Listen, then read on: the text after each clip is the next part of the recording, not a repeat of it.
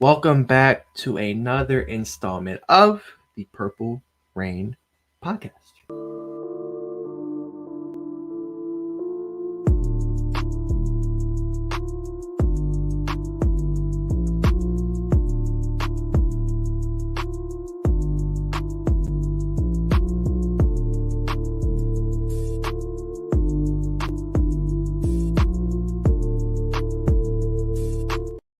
Yes, welcome back to the playoff edition, I guess, starting of the Purple Rain Podcast.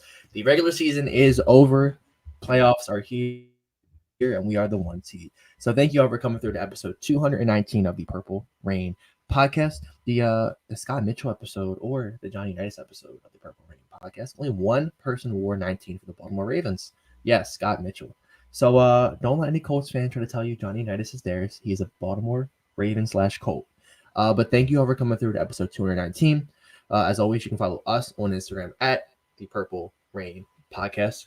Follow this guy on Instagram, on Twitter at Sutton Def. Follow me on Instagram at simplyas10.prod and on Twitter at simplyas10. And most importantly, our sponsor, Manscaped. You want to go on there, get yourself something nice, get a gift, or just get, like treat yourself. I'll use code PRP for 20% off your whole order and free international shipping. I think I got everything. Yeah, of course, if you're new here, like the video, subscribe if you enjoy the content. Last stream actually went pretty kind of cooked last stream. Nice view count as well, nice like count. But regular season is over. We're here to the playoffs. We won't touch too much on that monstrosity of a game on Saturday. I was supposed to go to it, but I got snow here, and but I'm kind of happy because it was disgustingly nasty at that game. Rain, cold weather, just wind. Yeah, just happy I didn't go. But I assume we all watched the game. We'll talk about that. But how was your weekend first and foremost? Yeah, outside of a Ravens loss, weekend was actually pretty successful. Got a lot of rest, got a lot of time to do some thinking, right? All Okay. yesterday, right? I was watching football, and of course, we already know we locked up the number one seed as the Ravens. And what I was really doing was just, kind of taking a step back, scoping out the scenery, right, and the whole AFC, kind of seeing what's good, what's not. And I'm ready to talk about this playoff picture today, man, because I think it actually works heavily in our favor. And I posted a video about it earlier today on the channel. I think it works heavily in our favor. So, like you said, I don't really want to talk too much about the Steelers' loss, but I guess we can touch on it. I mean, what it was what we expected. I picked us to lose that game because I knew that there would be a lack of intensity. I knew there would be a lack of effort, and that's exactly what I saw.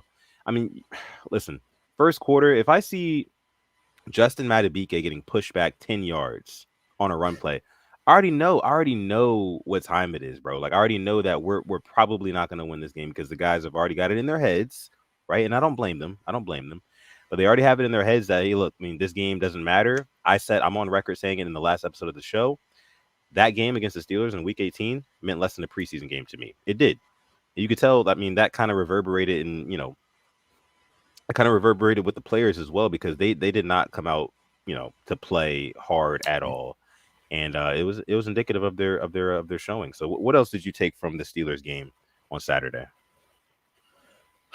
I have some positives and some negatives. Yeah. I will start with the negatives first. Marcus Williams and Rock Ya-Sin. These are guys that are going to be playing, mainly Marcus, on that touchdown to Deontay Johnson. I don't know what he was doing. I really hope it was just the whole lack of intensity because if that's a postseason game, I hope he's in there. I hope he makes a better read, gets a play on the ball. Yeah. And then, I mean, there really wasn't any other negatives for me. It was kind of a disgusting performance, but at the same time, like I wasn't expecting us to go out there and give it our all. I did think we were still going to win though, just because we're at home and we were 1-7 against. Funny ass comment by K-Dog. I'm not gonna lie. I had to take a second to point that out. He says, "Rock ya ass." It's like okay, this was our cornerback too going into the season as well. Like we all sat here like, wow, like it'll be him and Marlon. Yeah. And I mean, Brandon Stevens, he played every single snap, I think, and that's a really good sign. He's healthy. But outside of that, I wasn't impressed with anything else. Treadwell was out there. Mm-hmm. Bateman was running cardio. Melvin Gordon fumbled. Yeah, Melvin Gordon fumble, which means honestly at this point you can cut him and just give Dalvin Cook the spot.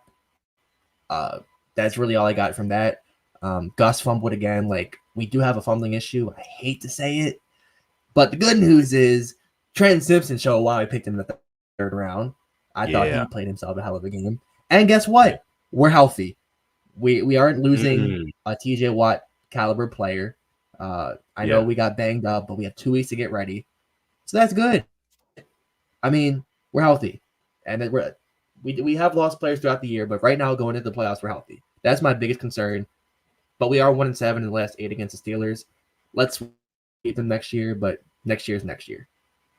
Yeah, and let me speak to that really quick before we get to our first super chat donation of the night. Yes, we are 1-7 against the Steelers in our last 8 matchups. That does not sit right with me as a Ravens fan. I will say that. I'm not going to sit up here and act like, oh, it doesn't matter. 1-7, you got to look at the context. Oh, Lamar wasn't playing this game. Oh, we were playoff bound that game. Doesn't matter. It's the nastiest rivalry in the NFL, and I want to win that one. I want to win that one, regardless of the circumstances. But, you know, me as a mature fan, as a mature Ravens fan, I do understand the circumstances and why, of course, we weren't playing our starters and we did not put our best foot forward in that game. But like you said, I mean, getting out of that game healthy was the biggest thing for us. I mean, to get no major I words in that game was absolutely huge. So we get to go into these next couple of weeks, right? Getting our guys fully rested, even the guys who aren't 100% right now, maybe the guys who are like 60, 70, 80%, those guys are going to get up to 80, 90%, hopefully by the time game time is, so honestly, again, that game on Saturday against the Steelers didn't really matter too much from a this season perspective, but from a fandom perspective, of course, it still hurts because it is the Steelers and we haven't beaten them in so long. They swept us again this year. They're going to be able to talk about that all off season, right? Regardless of the context, again, they're going to be able to talk about that unless we win a Super Bowl. So it is what it is. But, another thing that you mentioned, Trenton Simpson, man. Trenton Simpson. He showed why we drafted him. I mean, got kid out of Clemson, 6'3", 240 pounds, runs a 4.4. You couldn't ask for much more of a specimen at linebacker, Now, unfortunately, we all know what this means. We already paid Roquan Smith at the linebacker position, so I don't foresee us paying Patrick Queen as well. Hopefully, we can find a way to make it work, and Patrick can stay in Baltimore because, we love Patrick Queen over here at the Purple Rain Podcast. But Trenton Simpson really, really made it difficult for Eric DeCosta in the decisions that he's going to have to make in the offseason. So, like my guy Simply as 10 here says here, like the video, subscribe to the channel as well. We would definitely appreciate that, as I normally would say. Lisa says 1-7 worries me. Honestly, I think if we catch him in the playoffs, it's going to be a scary sight. Ooh, it's going to be a bloodbath. I would think. Yeah. I got us by 10, 15 points at least. I'm sorry. That is true. Yeah. Hard to beat a team 3 times in a year. I'll tell you that. Yeah. Very hard. Damn right. Especially it drops the first time. I mean, I would like to see it. That means they beat the Bills. Mm-hmm. We'll talk about that more. Yeah. But just going back to the game, I think, man, just the amount of pure athletes and pure just freak athletes we have on this defense. I mean, I'm going to go up there. Kyle Hamilton's a freak athlete. I'm going to have to put Trenton Simpson as well. The way he's built, being able to run that fast, the way he was setting the edge as well on a couple of plays. I mean, impressive. Yeah, and you can. We know what Mike McDonald's defense is. He likes moving guys around a lot. Trent Simpson, you can move him around. We saw in just one game in multiple places already. He was in the middle of the field. He was on the edge. He was dropping the coverage. He was rushing the quarterback. Do all that. Yeah. That right there is a Mike McDonald defensive player. And I think Saturday was really a test for Trenton Simpson, administered by Mike McDonald, because he said, "Hey, look, we have an opportunity now to plug you in and get you a legitimate amount of snaps to where you can get into a rhythm, and we can see what you do when you're in that rhythm." And he showed that he can be productive. So that means that in the offseason, when, Eric DeCosta goes to Mike McDonald and says, "Hey, look, we're really trying to cut costs in certain areas. Like, what pieces do you think are expendable on your defense?" He's going to think back to that Week 18 game against the Steelers where Trenton Simpson went off, and, the rest is history. You guys know where I'm going with that. But before we get into anything else, we do have a couple of Super Chat donations, and these 2 Super Chat donations are very, very special. Let me tell you why. Yes. This first one is coming from Zach White, dropping the 5-piece in the chat. Thank you so much, Zach. We appreciate the donation, making it rain here on episode 219 of the Purple Rain podcast. Zach says, yo, what's good, boys? I want all the smoke in the playoffs. Also, I am your fantasy champion at 8-7. So, yes, you heard it here first, folks. Zach White is the Rain Gang fantasy champion of 2023/2024. Big shout out to you, Zach. Yes. It was a long season, a long, grueling season. I tried my best. I did. I couldn't muster up a good enough team to compete with, the cream of the crop in the Rain Gang Fantasy League. Very, very happy for you guys. Now, that's the first super chat donation. Again, thank you so much, Zach, for your 5-piece in the chat. I have another super chat donation. This one's coming from Cal, Mod Cal, that is, to you guys. Dropping the 2-piece in the chat. She is a Steelers fan. She says, thank y'all for benching Lamar Jackson. Yes. She's a Steelers fan, so yes, you're welcome. Yes, you're welcome, Cal. Now, what's most important here is that Cal and Zach actually played each other. It was a head-to-head in the Rain Gang Fantasy Championship, and I saw the live tweets from Cal because I follow her on Twitter. Excuse my dog in the background, but I saw the tweets from Cal, and she was just so distraught. I mean, all year, Cal has been like locked into fantasy football, and she's in like 5 or 6 or 7 leagues. I don't even know how many, but in the Rain Gang Fantasy League, she was up top in the top 3 all season long and made it to the Super Bowl. Came up short, but I gotta give a nice little golf clap for my friend Cal there. I mean, she did better than us. She did better than us, and she damn near won it all. I think she almost won it all in a couple of leagues. Let us know, Cal. Wow. Did you win one of the leagues? Let us know. I think you might have won one of them. But also, look, congratulations to Zach, because Zach is number 1. Yeah. Zach won it. He got the belt. He got the ring. Yep. So going into next year, Zach, you got to play again because you are the reigning # the reigning on your back champion. Yeah, you got to target. You got to target, bro. Yeah, for sure. Alex has a ring too. You got a ring, right? I do, unfortunately. Yeah, I couldn't even make it to the playoffs. I had a Super Bowl hangover, like a bad hangover. Like, wow, man, it's a real thing. Yeah. But as you guys, my computer screen is a little bit frozen right now. I assume you guys can still hear me, right? Can you hear me? I can hear you. Yeah. Okay, cool. Perfect. All right. Well, while my computer does what it does, let's go ahead and start talking about. So wait, can you still hear me? Oh, I can hear you. Oh, wow. This is weird. This is interesting. Okay, let me hold on. There we go. Okay, I'm back now. All right. So let me see what else you guys are saying in here in the chat. Andrew says Huntley really sucked. No pocket awareness and made dumb skitterish throws when he had a lot of time. Seems not cerebral at all in the pocket.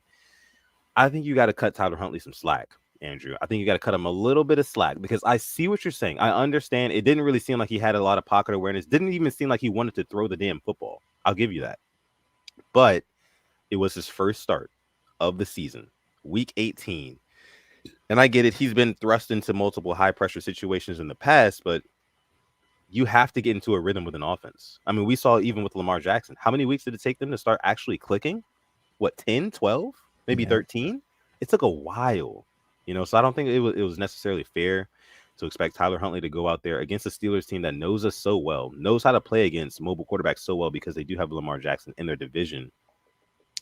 Yeah, it's just tough. They were able to stifle Tyler Huntley and company on offense for the most part. I know Isaiah likely had the 1 touchdown, which was pretty damn awesome. I think that he's going to have a big postseason, to be honest with you. But yeah, I mean, I don't disagree with your sentiment here, Andrew, but I think you just got to dial it back just a little bit. I wouldn't say he sucked.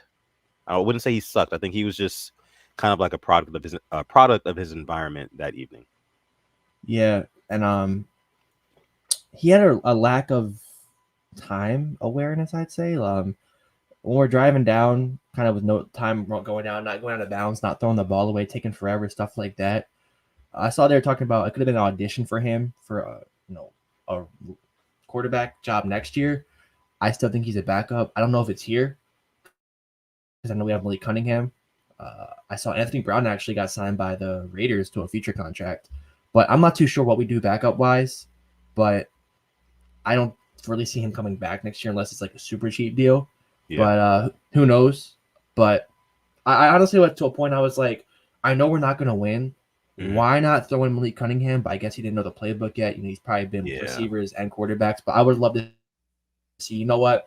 Let's treat like a real preseason game. Let's get our third quarterback out there. Hell, Josh Johnson, because we weren't going to win it. Just see what we have. But That's what happened. But I was expecting us to win, but at the same time, I'm not. It didn't ruin my day. I'll sit here and tell you that. Like I didn't sit here and like, well, the Ravens lost. I'm gonna sit there and pout all day now. Like we're looking forward to bigger and better things. But congrats to Steelers for getting to the playoffs. I'll transition us as well. I'm right there with you. Trevor Lawrence. All right. What I saw yesterday, number 1 overall quarterback. You can't hit an out route. An out route. I don't get me started. Because I saw some stuff in that game yesterday. There's no reason why they should not be able to beat the Titans with the season on the line. Christian Kirk's back. You have Calvin Ridley. Evan Ingram has the most catches ever for a tight end. He was up there in the season. You can't make the playoffs. Yeah. I get he was hurt, this and that. You should be winning that game. Yeah. Despicable. Gotta win that game. I mean, season on the line. You win, you're in. But no, you lose to the 5-11 Titans and let Derrick Henry rush for 153 yards on you at 8 yards a pop. That is just can't let that happen, man. You just cannot let that happen with the season on the line. I'm sorry, but I think it's time to go ahead and bring up the NFL playoff picture. I think we want to talk about. Man, we've been waiting all season for this, so it's finally here, guys. It's finally here.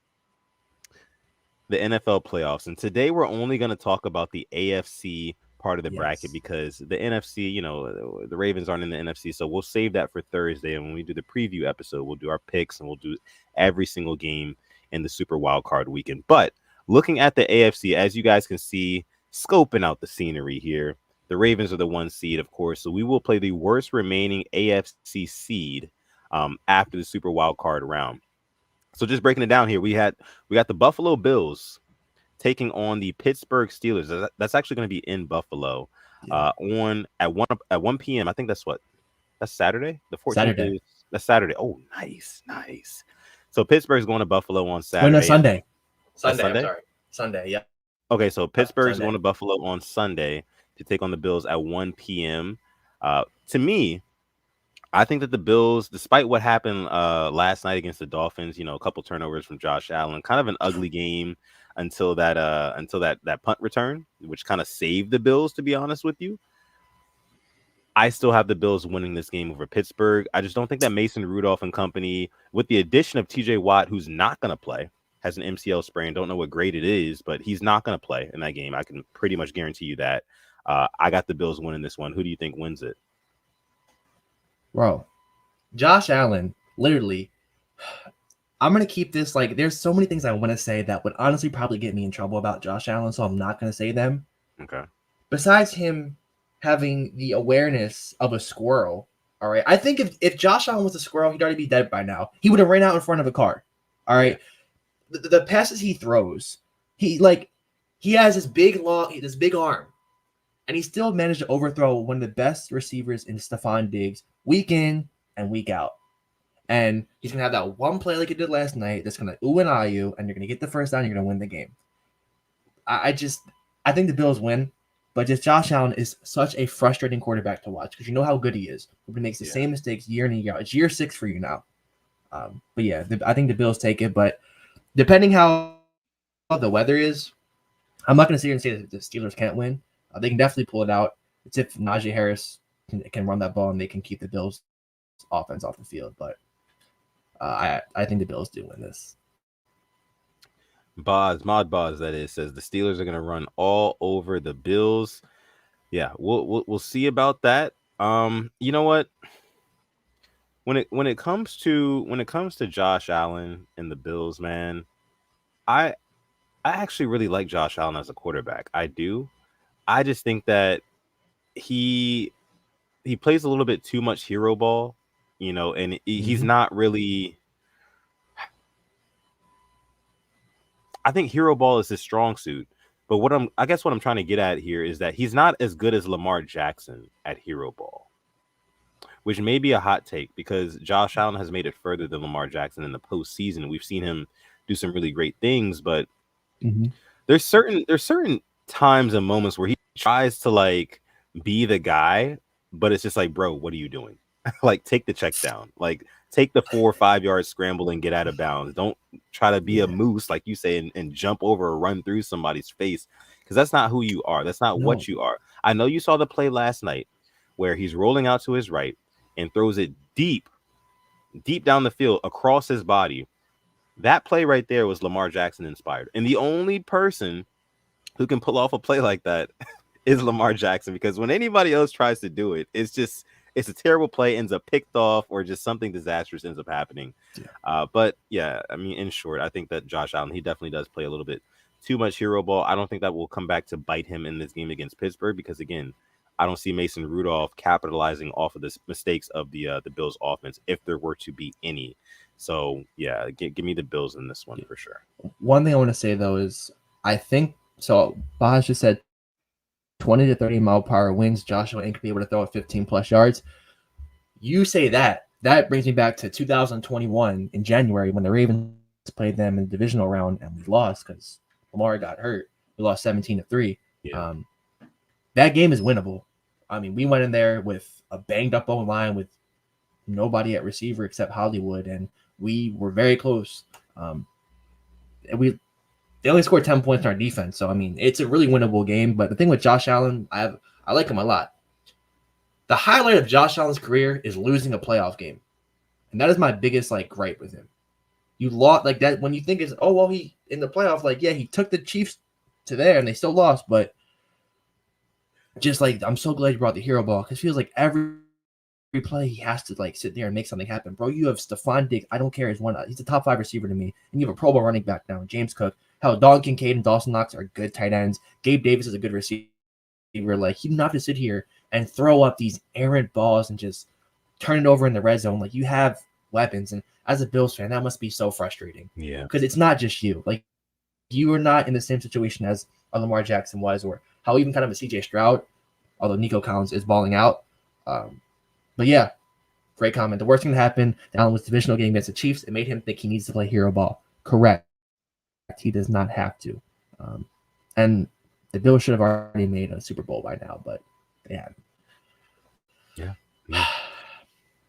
Going to be interesting to say the least, though, because I mean, when you think about it, like you see here on the chart, the Ravens will play the worst remaining AFC seed in the divisional round. So if the Steelers were to pull off the upset against the Bills for any reason, yeah, they're coming over to M&T Bank Stadium, and we will see them in a couple of weeks. So for the third time this season, which I would welcome that, to be honest with you. I think it would be a tough game, but I think we win that one intentionally, because like you said again, it's damn hard to beat a team 3 times in one season. Even twice in one season is difficult, but 3 times is crazy. Yeah. So moving down to the next game, we have the number 3 seeded Chiefs taking on the number 6 seeded Miami Dolphins in Kansas City. I think that's going to be an interesting game too. Let me actually, you know what? Let me backtrack, because I think that this game has a one similarity to me, at least, that it does to the first game, Buffalo-Pittsburgh. Buffalo-Pittsburgh is going to be funny as hell as a Ravens fan, because I mean, it's just going to be great to just sit back and watch these two teams really just beat up on each other, right? Because that's what's going to happen. Two teams who want to be physical. It's playoffs. The intensity is going to be on another level. They're just going to beat up on each other. And whatever the outcome is, us Ravens fans are going to be able to sit back and laugh. It's either going to be, Josh Allen is a fraud. We tried to tell you, you know what I mean? He tries to play the hero ball, this and that. Or the Steelers get bounced out of the playoffs. I mean, it's a win-win. It's really a win-win, to be honest with you. But moving on to KC versus Miami, the Chiefs, I actually have them winning this game, despite all of their woes this season with the lack of receivers. The offense just isn't clicking. Mahomes being frustrated. That defense has been really good. Okay. And one thing I know about Andy Reid is that he's got something in the vault. He's got a vault. Just like Todd Monken has a vault. I guarantee you Andy Reid has a vault as well. We've seen some of the plays from his vault. Go ahead, bro. I'm so happy you brought up Todd Monken, because I just got a notification. He has gotten requests from the Chargers and Panthers for a head coaching interview. Yeah, no, absolutely not. Absolutely not. And McDonald has one from the Commanders earlier today. A certain Ravens offensive coordinator in a number 1 seed year didn't get head coaching interviews like that. Todd Monken already has There's a 2. reason. And There's a reason. yeah. I'm sorry, just had to throw it out there. But yeah, the script is scripting on the Chiefs and Dolphins. Really, like, can you at least make it a little bit less obvious? Tyreek Hill going back to Arrowhead in the playoffs for the first time after talking all that trash about the Chiefs, all that trash about how I didn't even think about that. Mahomes didn't invite him over. Yep, Ooh. Mahomes didn't invite him over. You know, he invited Kelsey, didn't invite Tyreek. Yeah, and of course, you know, the over under. Can I get an over under of how many times we're going to show Taylor Swift? How many times do you think they're going to show her? Yeah. Like 25.5 has to be like the set line, I think. Even that, I think, is a little too low. And I see that game is actually going to be on Saturday night. Interesting. On Peacock. How did Peacock get this game? I know. Money talks. I'll say that. But damn, I didn't think about Tyreek Hill is going to be going back to Arrowhead in the playoffs, man. That is going to be a story for your ass. There's another story up in the NFC, which we'll talk about a little, reuniting. We'll talk about that on Thursday more in depth. But but the Chiefs and the Dolphins, man, I do see the Chiefs edging this one out. So moving on to the next game, which is probably the most coin flip or interesting game of this Super Wildcard weekend, at least when it comes to the AFC. Houston and Cleveland on Saturday at 4:30 p.m. is going to be a very, very interesting game. This is kind of like a coin flip for me, to be honest. I mean, I made my decision earlier today that the Texans, I got them edging this one out.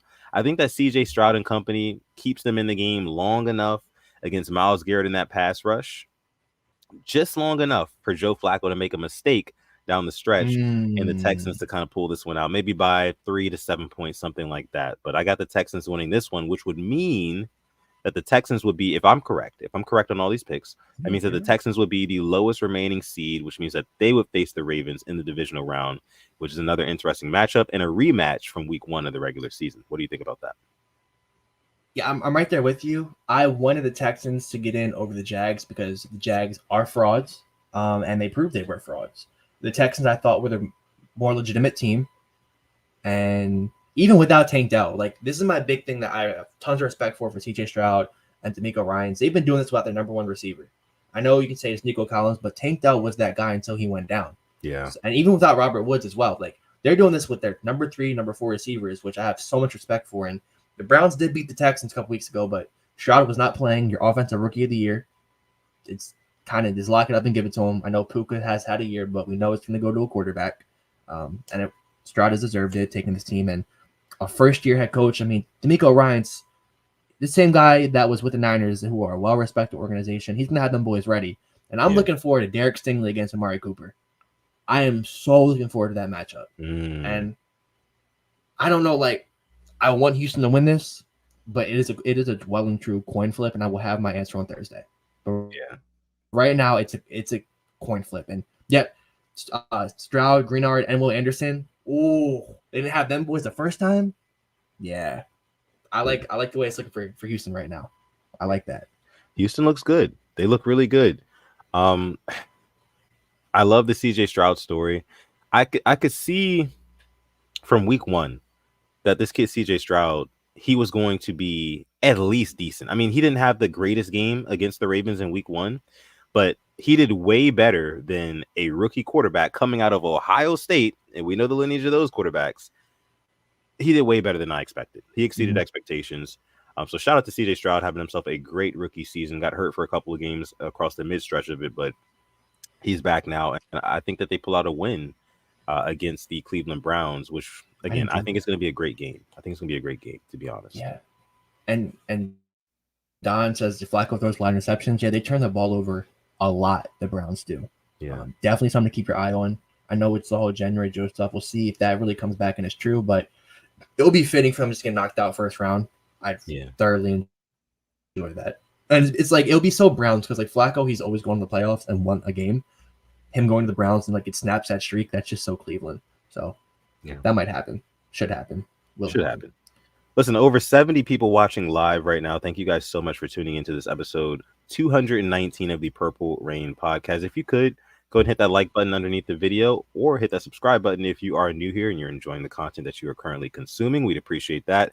And listen, if you're not watching this episode of the Purple Rain Podcast live and you happen to be part of the hashtag replay gang, thank you so much. We appreciate you guys just as much. Make sure you like the video and leave your comments down below in the comment section because we do get back to those as well. So just kind of overall looking at the playoff picture in the AFC again, we're not really looking at the NFC just yet, not yet. But looking in the AFC, man, I think things shaked out in our favor. They really did. It's supposed to be that way as a 1 seed. I get that. Oh, hold on. Got a call. That's my bad. But you're supposed to be the you're supposed to have the easiest path as the 1 seed. But people are calling this year for the AFC playoffs weak. And I don't know why. I guess it's because there's no Joe Burrow or, Trevor Lawrence isn't living up to expectations. And same thing with Justin Herbert. Rodgers is supposed to be here. I think people are just hating on CJ Stroud and Joe Flacco. That's just me. But yeah, man. It's going to be a hell of a dance. That's all I really have to say. What else do you take from this playoff picture, bro? I mean, here's how I look at it. Yeah. I like the way the Ravens are looking now. I've said it before. I'm not going to sit here and say we're going to be champions. I want us to win a game on the January 20th or 21st. I want us to win on the 28th and then on February 11th. That's on February 11th, the Super Bowl? Yeah. Wow. I thought it was later. But that makes sense, though, because extra week. But I want us to just take it game by game and just get further than we have been. We haven't been in the divisional round since 2020. Haven't been to the conference championships in 2012. Haven't been to Super Bowls in 2012. Step by step, baby steps. Don't think too far ahead. Go 3-0. Just win your next 3 games, and that's what you work your whole life for. Really, all I got. That's literally it. Just go 3-0. The beautiful thing is that I know guys like Lamar Jackson are thinking that exact same way. 3 games. 3 games. Divisional, conference, Super Bowl. That's it. And we're done. That's it. Yeah. We got another super chat donation. This one's coming from the Don. Thank you so much, Don. Dropping the 5-piece in the chat, making it rain here on episode 219 of PRP. We appreciate it. It says, I don't know about you guys, but I'm not getting 2019 vibes. Lamar is different this year. He's all about getting to the Super Bowl, whomever the opposition. Yeah, I mean, that's exactly what I'm getting at here, man. I mean, he seems way more mature, serious, focused, whatever you want to call it, than he was in 2019. And it's just natural. I mean, it's been 4 years. The kid's grown up. He's seen a lot of things. He's experienced a lot of things in this league. He's not as green. He's not as naive as he used to be. He doesn't call reporters Mr. and Mrs. anymore. He's grown. He's a grown up. He's a grown up. And you can see that with his play on the field. I mean, and the tidbit about the reporters, he's still very respectful to everybody, very humble guy. But he's a grown up now. He's not taking no for an answer. He's not taking anybody's shit. You guys saw it in the last Ravens Wired episode when all the guys are getting fired up and he's like, hey, look, calm the F down. We ain't done shit yet. Stay locked in. And I can guarantee you, if the Ravens do win on January 20th or the 21st, whichever day it'll be, that's going to be his same sentiment. I mean, he's going to say the same thing to the team. Hey, look, we won 1 game. We 1-0. We got to go 1-0 again next week. And then 1-0 again the week after that. Hopefully the 2 weeks after that, because you get the bye before the Super Bowl. I mean, you're absolutely right here, Don. I mean, Lamar, he does seem a lot different. And I saw a tweet earlier today on Twitter, Alex. And let me know if this is at all accurate. It seemed like the tide turned for this Ravens team, and more specifically for this Ravens offense, in that Rams game, the overtime game. That touchdown to Zay Flowers on 3rd and 17 really kicked off an insane offensive run. Because you look at all the games after that, you got Zay Flowers making big plays. Odell was out there making big plays. Isaiah Likely making huge plays. Lamar Jackson making jaw-dropping plays week after week after week. You can literally point to each and every... The Jaguars game, spins out of that sack, throws it to Likely. The 49ers game, runs around Fred Warner for a first down. Last week, all of these games, man, include a special moment from Lamar Jackson. I don't think he's done yet. I think we have more special moments from Lamar Jackson in store in this playoffs, and I'm getting goosebumps just thinking about it, to be honest with you, because it feels like we haven't been here in a long time. And you could say, oh, yeah, I mean, 2019, you had the first round bye, you got bounced out in the divisional round. But again, like we've all been talking about, this team is a lot different than that 2019 team. It's a lot different. We're honestly living in wild times right now. It's literally been a dream, you know. I don't want us to wake up a year from today talking about the 2023 Ravens like we talked about the 2019 Ravens. Yeah. You know, I remember we were winning games easily, this and that. I don't want to talk about that either. One thing I do want to talk about though is the coaching upgrade, and now Spooky J brings it up. One underrated aspect of this team is no one's talking about is a significant upgrade at coaching. 2019, Wink and Roman. 2023, Monken and McDonald. This has been the biggest difference. I know context is important. Yeah. I know he'll have another job, but as we're speaking right now, Greg Roman and Wink Martindale do not have a job in the NFL. I know Wink will have one, but right now he does not. He resigned. But you look at the guys now, like Monken already has 2 interview requests. He's going to have 3. The Falcons are probably going to ask him for 1. We know McDonald, as much as I hate to say it, is going to get 1. Hell, Anthony Weaver has a request for head coaching positions. Yeah. This defense officially is the first defense to ever get the Triple Crown. First in sacks, first in points per game, tied for first in takeaways. And there still is improvement. And hold on. Alex, say that again. Say that one more time. I don't think they were listening. First in sacks, which, by the way, we had a certain defensive coordinator. We couldn't buy a sack. Nope. All right. Even with all the blitzing. Yeah, even with all that. First in points per game. First in takeaways. That's crazy. And this defense can still get better. And the run defense, I think, has to get better. Yeah. I just want to be a realist. Like, if we want to win the whole thing, you got to stop the run. And we've kind of been getting cooked recently. Najee was cooking us. A chain was cooking us. Thankfully, we got away from it. Kyron Williams was cooking us. That has to be fixed. And to me, I see us signing somebody before our first playoff game. I don't know who it is, but I can see us signing somebody. Who's the Texans running back 1? Oh, shit! I had his name because I saw him on.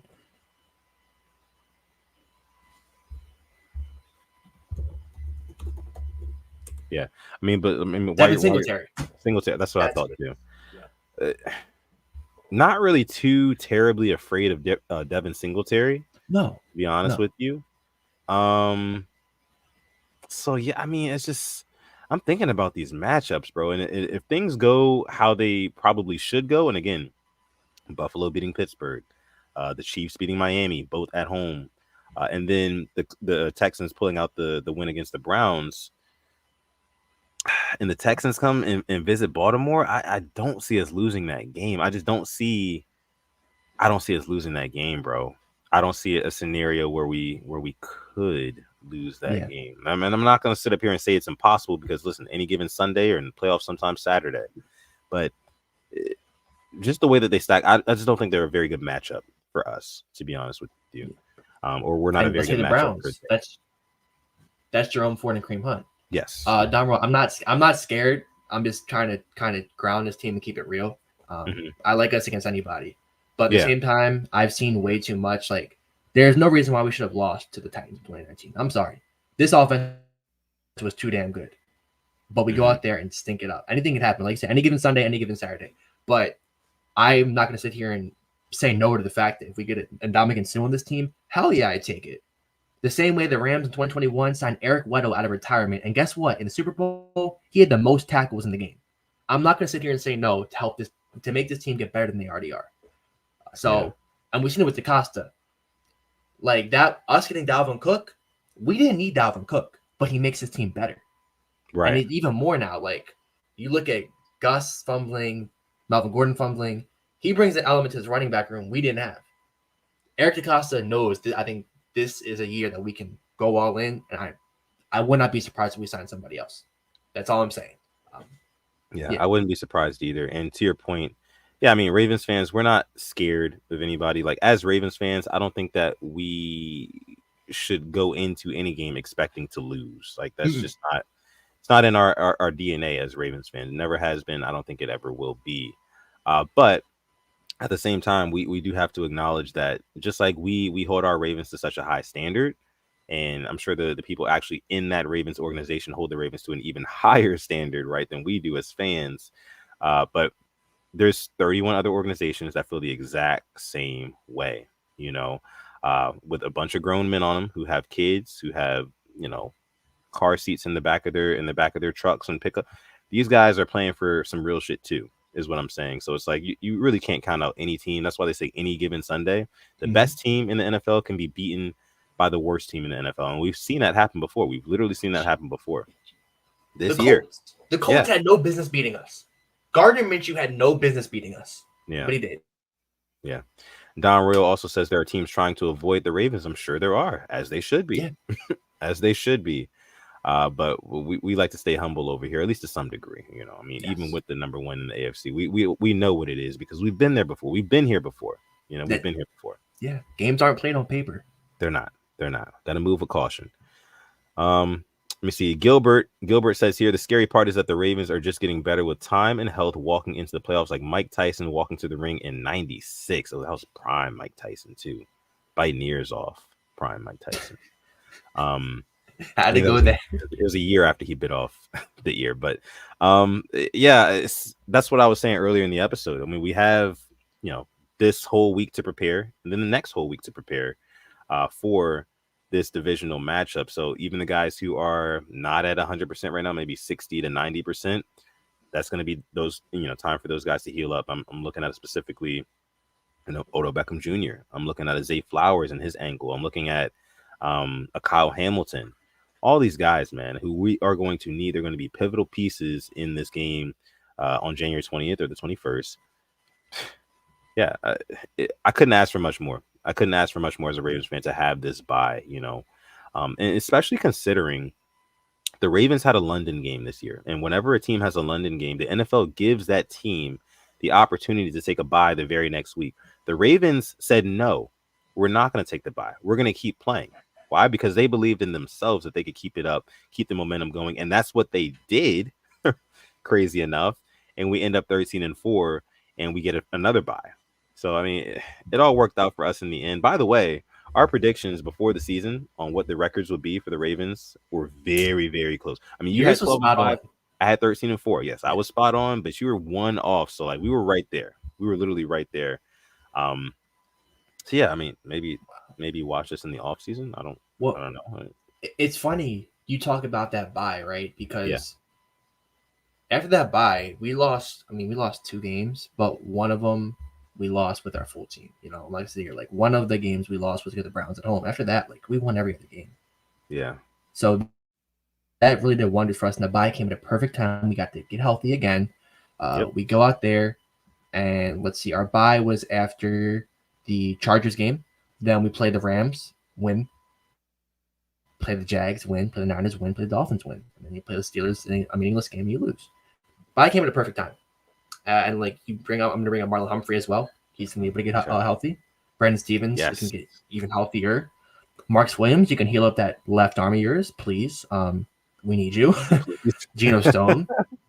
I mean, Owe came out the game. He should be fine. But all these guys like Cal coming back. Thank you, Cal, for coming through. Yeah. And best luck to the Steelers. Best luck. We'll talk about more on Thursday. Yeah. But all these guys getting healthy at the right time.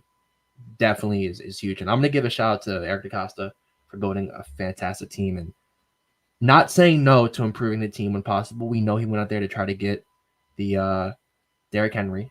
Didn't happen. And if I'm a Titans fan, like you could have gotten picks for Derrick Henry, but he's going to walk away for nothing now. So hope those 5 wins were worth it. I don't think they were. You know, like you could have gotten a 3rd round pick or a 2nd round pick for Derrick Henry. Instead, easily he's walking away for nothing. So but I mean, and Harbaugh, I think as well. He hasn't trolled as much in recent recent games, but keep it going to the playoffs, and the guys are behind him. So yeah. So we have to wait like what 12, 13 days now. I for a damn game. know that's Like the worst part about it, bro. this is the And I think it kind of brings up the whole rest versus rust conversation again because that is a long time without playing a game. I mean, you think about like if you had a job and you had a 14-day vacation, your first day back at the job, it's going to take you a little while to kind of get back in the swing of things and back in the rhythm, right? So the hope is that the coaching staff and the quarterbacks of the offense and the defense, that being Lamar Jackson and Roquan Smith, they can keep these guys locked in. The practices during this week and next week need to be intense. yes. They need to be crucial. Okay. I think Yeah. they're practicing Wednesday, Thursday, Friday, stadium practice Saturday, Yeah. which I Yeah. love. I love we're practicing 4 days this week. I love that. Need it. Treat it as a game week. Yeah. You have to. You have to. You need to do the walkthrough, everything like that, just like you're playing a game. Keep that muscle memory because I don't want to hear any excuses. And I know even if we were to lose, hypothetically speaking, excuse me, if we were to lose in the divisional round, I know that the Ravens, Harbaugh and Lamar, they wouldn't get up on that podium and be like, oh yeah, that first round bye really messed us up again. They wouldn't say that, but it would be sitting in the back of all of our heads that, okay, this is twice in a row now that we've had the number one seed and get bounced out in the first round. We go one and done. So I'm sure that pressure is kind of looming over the franchise right now, and it's a lot of sitting on Lamar Jackson's shoulders, as it always has been since the moment that he stepped into the starting lineup. But we're just gonna have to see, man. We're gonna have to see somebody on that receiving core. I'll say this: somebody on that receiving core is gonna have to take things to another level. I don't know if it's gonna be Zay. I don't know if it's gonna be Likely. I don't know if it's gonna be Odell, Bateman. I don't know who it's gonna be. But somebody has got to step up and really take over. Yep. It's playoff time. It's playoff time. Everybody's going to be playing harder. So who's going to play the hardest is what I'm looking for. Okay. So obviously, you guys know on Thursday we're coming back with a preview episode for Super Wildcard Week, and we will do our full picks breakdown of the AFC and NFC Super Wildcard weekends. Right now, you guys can go ahead and drop your questions down below in the chat. Go ahead and get those going so we can answer some questions before we get out of here on this episode. K-Dog saying here, can we get 50 likes? Kids ain't eating. Come on, y'all. Let's like the video. And kids are not eating right now. They're actually starving in the basement until we get 50 likes. That is the worst part. Like, they have got to eat. So yeah, like the video for these children. Yeah. Just like you ate today, you watching this video, these kids got to eat too. So make sure you like the video so they can eat just like you did today. We'd appreciate that. Okay. All right, let's see. Lisa says when you get back from vacay, you need to get reacclimated. Yeah, kind of talking about that 14-day vacation analogy. It's the same thing. It's the same thing. You have to get reacclimated. So it's like I don't even want to go there, to be honest with you. But it's kind of like if you again, you were working a job, you're on vacation, but during that vacation, you bring your work laptop with you, right? And you're cracking open the work laptop. You're making sure you're staying in the swing of things, staying connected with people, staying in the loop, right? That's what the Ravens got to do these next couple of weeks, these next 14 days, because we cannot have another repeat of 2019. That would be a catastrophic end to the season if we were to lose in the divisional round. Catastrophic. Season's complete failure. I don't care if we went 13-4. I don't care if we were number one seed in the AFC. I don't care if Lamar Jackson is the regular season MVP. I don't. That can't happen. That can't happen. Okay, let's answer some questions from you guys. Let's see. Dylan says, Washington or Michigan tonight? I got Washington, and a big night from Odunze. Yeah, I got Washington as well. I did not, full disclosure, I did not even know who Michael Penix Jr. was before the season started. The season started. I had a guy at work, this like 70, 80-year-old man who's from Washington, and he's just like wrapping me up about college football. He's like, oh yeah, I'm a Washington fan, and we're gonna be so good this year. And I'm like, all right, old man, whatever. He's like, yeah, and the kid Michael Penix Jr., he's a stud, this and that. And I'm like, who? Who? So just for that to come full circle, like before the before the college football season, I had no idea who this kid was. Now he's in the NCAA college football championship playing tonight against Michigan. So I will be tuned in so I can step into that old head's office tomorrow and, either give him some shit or I can give him his props. But either way, I think it's going to be a great game. Who do you got winning tonight, and what are you looking for? Okay, well, I was lucky enough, if you want to say lucky, to watch Michigan in person when they played Maryland. Mm-hmm. JJ McCarthy, yes, has Damn, not it's like impressed that? me. Oh, it is like that. Okay. He has not impressed me one bit whenever I've watched him play. I saw him in person. I saw him throw 4 interceptions to a Maryland defense. Yes, an unranked Maryland defense, the same Maryland who lost Illinois at home, lost to, I believe, Northwestern away as well. Not the best of teams. Mm-hmm. But still, somehow, I think Michigan is going to win. I don't know why. Maybe because I have this. Maybe I'm just creating scenarios in my head that Harbaugh is going to win the college and Harbaugh wins the NFL. But I do think they win. I think Blake Corum has a huge game. Their running back, he's a stud. He's really good. I like Michigan in this, but I do like Michael Penix as well. It'd be good for the game if Washington won. But I think Michigan pulls it out. Yeah. I mean, it's going to be a great game regardless. I mean, I will be tuned in. I think that game starts in what, like maybe 20, 30 minutes, something like that? Yeah, pretty sure. Yeah, so I'll definitely be tuned in. A couple more questions. We actually have another super chat donation. This one's coming from our Rain Gang Fantasy champion, Zach White. Thank you so much for dropping the 5-piece in the chat. We appreciate that. It says this could be a conspiracy theory, but if Jim Harbaugh wins, then Ravens will win. Or if Jim loses, Ravens will lose the Super Bowl. We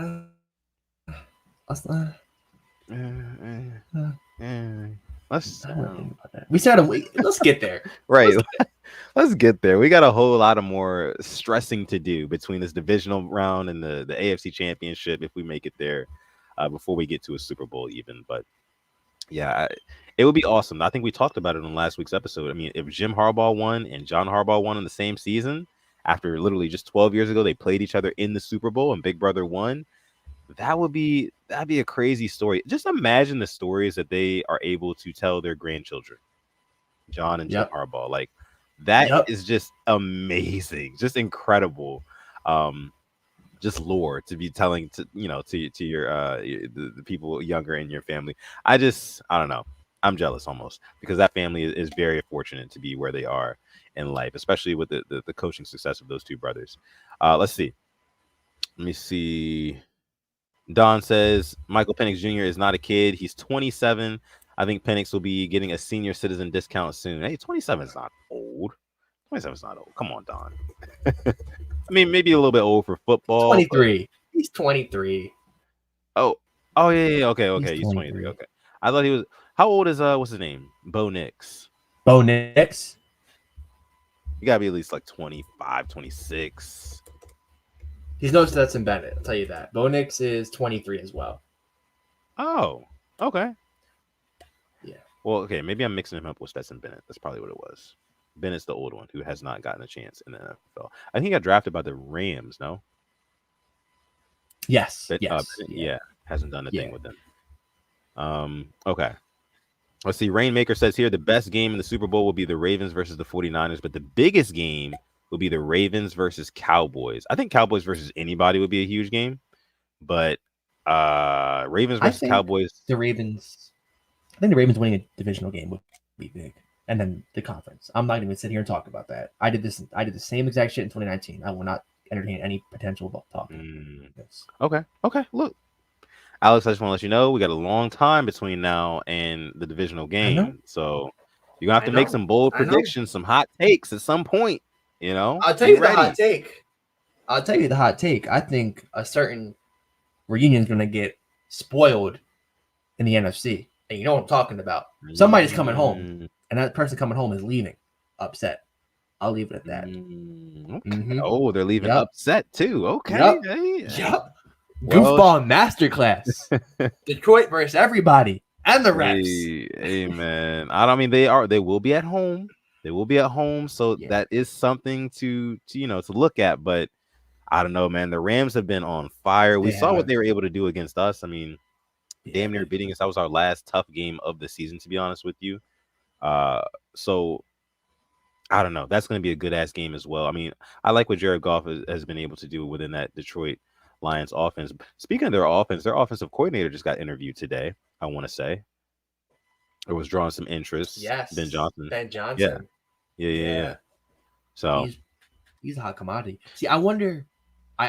Real quick, Ron Rivera fired. We expected this. Yes. As a Commanders, low key fan, Yeah. you are.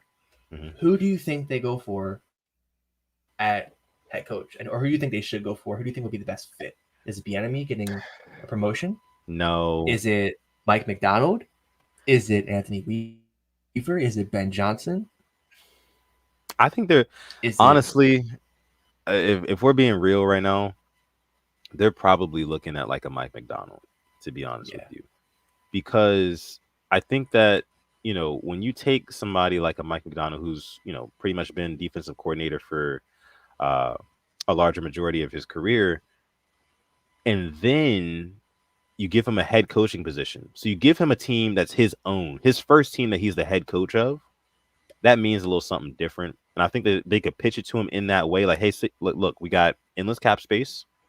We got like 5 draft picks in the top 100, right? We got the number 2 overall pick. So things are looking good over here in Washington. You come over here, you play your cards right. We could potentially be contending for an NFC East title and a playoff spot, that sort of thing, a deep playoff run, whatever. So, yeah, I'm looking at Mike McDonald. Unfortunate as it is, I'm looking at him. Yeah. Let's hope they fumble it, per usual. Yeah. I hope so, too. A lot of people wanted Rivera out. I don't know if Rivera ever really got a fair shake within that organization. Lots of transitional time between, Snyder getting out of the door and then the Harris group kind of moving in, and never really nailing down the quarterback spot. Kind of thought Sam Howell would be the guy, but he's just Alex doesn't Smith really seem. was Yeah. one. Yeah, exactly. So 3 name changes. He had cancer. Man, Did a lot while he was there. You're right. The cancer thing as well. He did beat that. Let's see. He says, why leave when you have Lamar on your team? More money, more status, just more opportunity. It's just the only way I think he stays is if they guarantee him next man up. That's the only way I think it happens. And I think they should do that. If Harbaugh eventually leaves in the next couple of years, and maybe he'd stay, but at the same point in time, they're like, Dan Quinn's been with the Cowboys and he's had multiple offers to leave. Yeah. Like Dan Quinn took the Falcons to the Super Bowl. They choked, but he still took them there. So no, but I agree with you. They should definitely make him some sort of like handshake deal, gentleman's deal. Like, hey, look, stick with us for a few more years, and Harbaugh will be out of here, and you will be in as head coach, and that would be it. I mean, I wouldn't mind that at all, and I don't think that he would necessarily have a problem with that. I mean, he gets to grow with his team a little bit more, especially if we win a Super Bowl this year. Win a Super Bowl, like, come on, this can be your team, and you can win a Super Bowl. Yeah, go ahead. I'm probably showing my age here. Oh God, it doesn't sound good. But I think it was like in the late 2000s, early 2010s. DeCosta was offered the GM position of the Packers, and kind of same thing with him and Ozzie. Whenever Ozzie went, DeCosta knew he was taking it over. So I kind of hope it's the same thing. And I see Rainmaker says who gets promoted. If he were to leave, I think it's Anthony Weaver. Or if Weaver goes, tell you what, Zach Orr has done a fantastic position with the linebackers. I would hate to see him go. But I think it'd be Anthony Weaver to get the promotion because he's the assistant head coach already. Yeah. On top of being D-line coach. So, yeah, I can agree there. But the hope is that Mike McDonald is here to stay. Find a way to keep him in the building because he has been. Can we say MVP, most valuable person in this Ravens organization? Mike McDonald, his name is firmly in that hat. He took this team that, like I said, that couldn't buy a sack to having 60 sacks this year. Kyle Van Noy, leading the league. What? Kyle Van Noy, come on, Jadeveon Clowney taking their corpse, having career years. Come on now. Oh, by the way, Michael Pierce signed an extension. That's good news. Yeah. Yeah, 2 year. And we're going to franchise tag Justin Madubuike. Like, there's no question about it. He's getting the tag. So, got to keep him around. Yeah, I mean, what Mike I'll say it one more time. Just because you made me say it twice, I will say it 3 times. Triple Crown defense. First in sacks with 60. First in points per game with 16.5. First with takeaways, tied for first, 31. We could not get interceptions. Geno Stone said, "Shit, here's 7. Here goes 2 more. Here goes 2 more. 7. Woo, bro! You spitting the night. You spitting the night, man. Fumbles. Hell, Patrick Queen's out here getting the sacks. Roquan Smith. Yeah. Arthur fucking Millette, who nobody wanted, is getting sacks. Bro, give him the bag. Give him what he wants. Give him a share of, I don't know, Bashadi, give him a share of one of your companies at this point. Do anything to keep Mike McDonald in Baltimore. That simple. Please. Please. Yes, we're going to go ahead and leave it here with this last super chat donation. This one's coming from Kyle Reeves. Thank you so much for dropping the 2 beats in the chat. He says, Mason Rudolph 2023 Nick Foles playoff run incoming. Okay. I mean, I don't think Mason Rudolph is that guy. Okay. I'm going to put that out there. I know you donated. I know you're trying to make a jokey joke here, hopefully. But you got Mod Boz backing you up in the comment section. This is nasty work right here. Mason Rudolph, 2023 Nick Foles. Nah, can't do it. One thing I remember about a good Kyle Reeves super chat is he asked about one Ben Roethlisberger. I believe it was like 2 years ago. Mm-hmm. He called Ben an old refrigerator. He did. I remember that. And to this day, that lives in my head rent free. So, what is like Mason Rudolph looks like Rudolph the Red-Nosed Reindeer with them damn teeth. You know, I think he could be the reindeer, not an old refrigerator, but he beat the Ravens. All right, so congrats. The Steelers are in the playoffs, and kind of I wouldn't hate they beat the Bills because I would rather see them. But who knows? May the best team win. Give it to you there. Yeah, definitely.